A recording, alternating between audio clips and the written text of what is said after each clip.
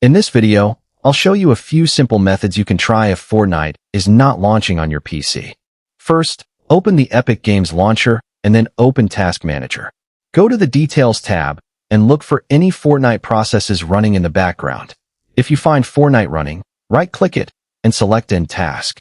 Next, return to the Epic Games Launcher, find Fortnite, click the three dots, select Manage, and choose Verify to check and repair any corrupted or missing game files.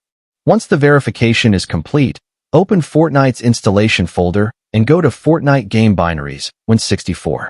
Find the Fortnite application, right-click it, and select Properties. Open the Compatibility tab, enable the recommended compatibility options, click Apply, and then OK. If Fortnite still doesn't launch, go back to the Fortnite installation folder and find Easy Anti-Cheat.